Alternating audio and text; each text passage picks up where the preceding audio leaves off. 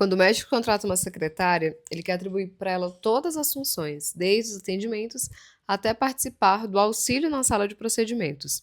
Só que o problema é que 3 meses depois, 6 meses, quando aquela pessoa sai do estabelecimento, deixa de ser a sua funcionária, ela vai bater na porta da Justiça do Trabalho para alegar desvio de finalidade.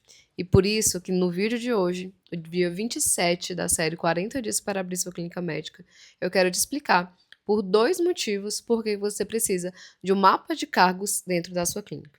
O primeiro motivo é justamente o risco jurídico. Quando você tem uma pessoa para fazer várias funções, isso pode sim cair na Justiça do Trabalho como desvio de finalidade. Então é importante que você tenha muito bem alinhado, não só em uma conversa inicial, em um contrato de trabalho, as funções dessa pessoa, como também você tem ali o seu mapa de cargos, que é uma forma de organização e também de uma eventual prova judicial de como você organiza a sua clínica.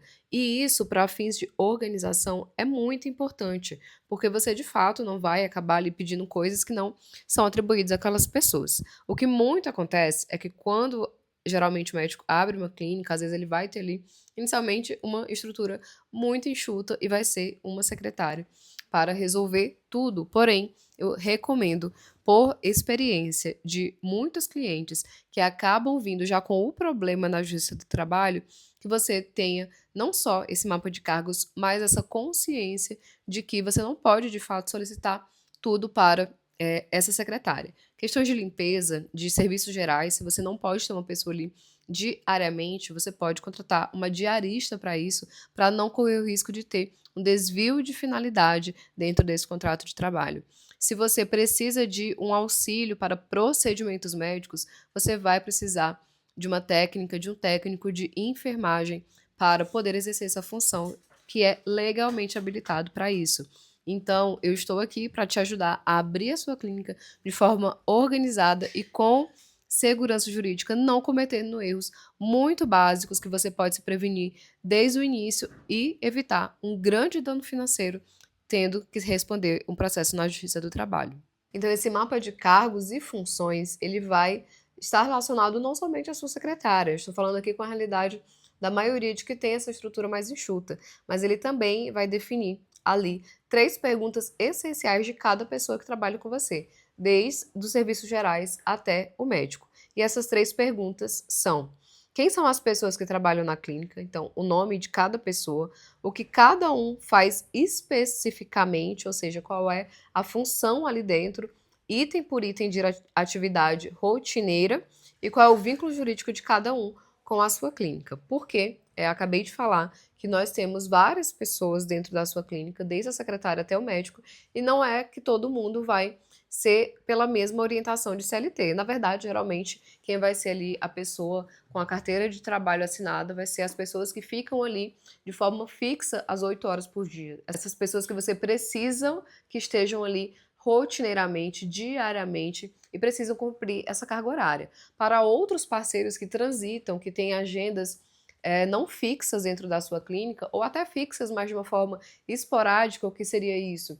Uma vez na semana, uma vez a cada 15 dias, 3 vezes na semana, você pode ter parceiros de trabalho. Em qual sentido? Se você é um ortopedista, uma ortopedista e precisa de alguém da fisioterapia, você não necessariamente precisa contratar essa pessoa. Você pode sim ter um contrato de prestação de serviços entre profissionais da saúde para que essa pessoa esteja ali dentro e atenda seus pacientes no momento, nos dias que são solicitados. Da mesma forma, o médico. Geralmente, entre médicos, existe ali uma parceria. Se não é essa sociedade, se esse médico não faz parte da sociedade, e lá no início da série nós falamos sobre o documento que formaliza isso, que é o acordo entre sócios, esse médico ele também vai ter com você, com a sua clínica, com seu CNPJ, um contrato de prestação de serviços que vai delimitar ali todos os horários, as atividades, a forma, se o agendamento é feito pela clínica ou não, questões de autonomia e, principalmente, divisão de responsabilidades. Porque se você traz um médico para trabalhar junto com você, se você não divide de forma contratual essas responsabilidades, gerando algum problema pelo ato médico dessa pessoa que trabalha dentro da sua clínica, você pode acabar respondendo judicialmente com o seu CNPJ. Então, geralmente, dentro de uma clínica médica, você vai ter pelo menos 3 tipos de vínculos: o sócio, o seletista e o médico que vai prestar serviço para você, inclusive como pessoa jurídica. Então, aqui para cada tipo de vínculo, você tem ali funções diferentes, responsabilidades diferentes e cobranças diferentes, porque o sócio, ele está ali dividindo basicamente meio a meio todas as responsabilidades, todos os deveres, todos os direitos também em relação a votar, as questões financeiras, se dentro do acordo entre sócios tem essa divisão igual, né, sabendo que, volta lá no vídeo para lembrar, pode existir sociedades com porcentagens diferentes, inclusive com uma matriz de decisão diferente. Gabriela, traduz para mim, que nunca ouvi falar sobre nada desses termos de gestão, o que é uma matriz de decisão. É justamente ali quem tem o poder de decidir sobre cada matéria. Então, se você, vou comprar um equipamento, eu preciso pedir aval de todos os meus sócios ou não. Se eu tenho dinheiro para fazer esse investimento, isso vai se reverter no capital da empresa. Ou então, decisões mais simples, de admissão. Precisa passar por todo mundo que é sócio da clínica para admitir uma pessoa? Não. Um desses médicos, um desses sócios é a pessoa que sempre vai ficar nesse contato mais próximo de contratação. Então, isso é até uma orientação que sim, exista e que é implementado dentro do trabalho que eu faço, que é justamente sentar com esse sócio, sentar com essa pessoa, entender ali o que faz sentido dentro dessa matriz de decisão para que vocês nunca fiquem sempre repetindo as mesmas decisões ou só deixando muito mais longo um procedimento, criando muito mais trabalho para todo mundo. Então, dentro desse vínculo de sócios, geralmente ele vai ser regido já pelo que está ali dentro desse acordo entre sócios e essa matriz de decisões. O vínculo do seletista, como eu falei agora há pouco no início desse vídeo, são as pessoas que você vai precisar de forma contínua ali dentro. Todos os dias, em horário comercial, porque você tem um estabelecimento físico, então você vai precisar desse contato. Para quem não tem estabelecimento físico, não tem uma clínica física, está aqui por acaso assistindo esse vídeo, você pode ter uma simplificação desse tipo de atividade que não necessariamente regida pela CLT, que é aí uma assistente virtual. Assistente em qual sentido? Não é uma pessoa que vai trabalhar exclusivamente para você. Já existem muitas pessoas que fazem isso no mercado e é totalmente legal. Geralmente são pessoas que têm CNPJ, então tenham muito zelo com isso. Pessoas que prestam esse serviço de ser a sua secretária remota com o CNPJ, porque ela também trabalha para outras pessoas. Então ela não é exclusiva sua, então tira ali aquele caráter de exclusividade que a CLT exige para ser de fato um vínculo de trabalho. Mas ainda assim, voltando aqui para o nosso contexto dos seletistas, são essas pessoas que você precisa ali de forma física, vai ter que assinar carteira, tem que conversar com o contador, entender tudo que você vai ter que pagar além do salário de INSS e de outros encargos trabalhistas, porque é o vínculo mais sensível dentro da sua clínica. Você precisa estar muito em dia, muito em ordem com tudo isso e volta lá no regimento interno para entender quais são os riscos que você corre em relação a esse contrato de trabalho quando você não tem isso muito bem estabelecidos, inclusive não só no regimento interno, mas aqui também nesse documento, desse mapa de cargos e funções. E o último vínculo mais comum dentro de uma clínica médica é a pessoa jurídica. Geralmente é o médico, pessoa jurídica, ou um outro profissional da área da saúde que vai prestar esse serviço dentro da sua clínica de uma forma mais pontual. Pode até ser uma pessoa que tem ali uma rotina de trabalho, sempre está nos mesmos dias e nos mesmos horários, até por uma questão de organização da clínica, porém, não é uma pessoa que é subordinada a você. Inclusive aqui dentro desses vínculos, não só com médicos, mas principalmente com profissionais de outras áreas da saúde, é muito importante que você tenha sim um contrato escrito também de prestação de serviço dessa pessoa com a sua clínica. A gente vai ter um vídeo específico só para falar de contratos e termos de consentimento que organizam essa atividade, te dão segurança para trabalhar, mas aqui eu já te adianto que se você começar a cobrar algumas coisas dessa pessoa, você vai correr o risco de ser acionado no Justiça do Trabalho e dizer que ali existia um vínculo de trabalho seletista via CLT, aplicar ali todas as multas e direitos, e isso vai sair muito caro para você se você não tivesse contrato para organizar.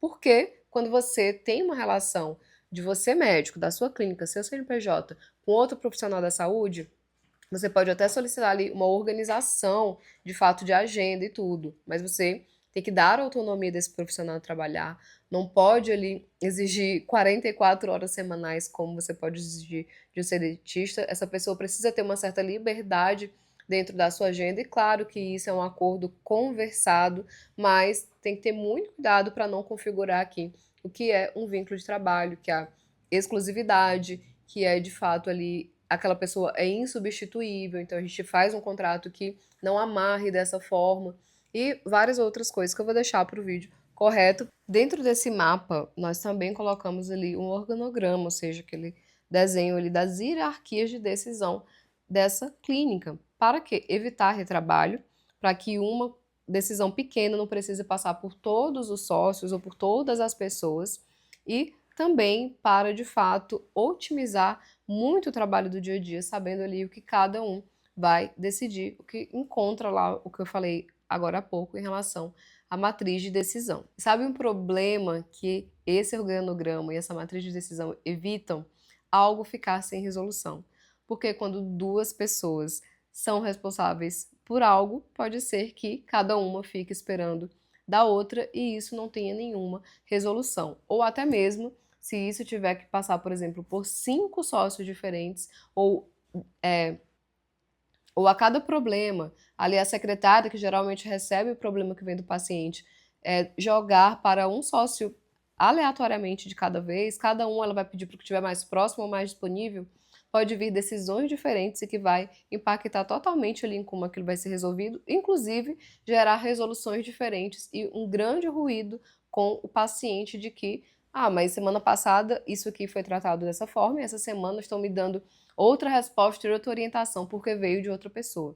Então isso soa muito ruim quando você quer ter uma clínica verdadeiramente organizada e se diferenciar no mercado, diferenciar daquelas clínicas que apenas abrem e vão reagindo dia após dia aos problemas, sem nenhum tipo de organização e sem nenhum tipo de forma de evitar esses novos erros. E isso não se aplica somente aos sócios. Quando você tem na sua clínica, por exemplo, uma secretária e uma recepcionista, elas têm funções diferentes. Quando você tem uma secretária e uma pessoa para o administrativo, existem funções diferentes. E não é só presumir que porque você contratou aquela pessoa e você vai dar ali inicialmente o que ela precisa fazer, que ela vai saber diferenciar essas atividades todos os dias. Então é muito comum quando uma clínica ela tem alguém, um auxiliar administrativo e tem ao mesmo tempo uma secretária, uma recepcionista, essas atividades se confundam. A secretária fica achando que é tarefa do administrativo, o administrativo acha que é tarefa da secretária. Por isso a importância do mapa de cargos e funções, porque cada um recebe ali um papel, literalmente, o que é a sua atribuição, o que é que precisa fazer. Inclusive, rotina, checklist de rotina diário. Claro, gente, que isso são documentos que organizam. É impossível dentro de uma clínica, na vida real, todo mundo fazer tudo igual todos os dias e nada fugir ali daquela matriz de funções e decisões. Porém, quando você tem esse guia inicial, as coisas se resolvem de forma muito mais simples, até porque se surgir uma nova atividade, um novo problema, algo ali que é tão imprevisível e ao mesmo tempo tão excepcional que nunca aconteceu na clínica, por essa organização inicial vai ser possível ali o decisor dizer, olha, isso aqui está mais próximo da atividade do administrativo, isso aqui está mais próximo da atividade da secretária. Então, vai ali definir sobre aquele novo problema quem vai resolver. Isso torna uma clínica verdadeiramente organizada.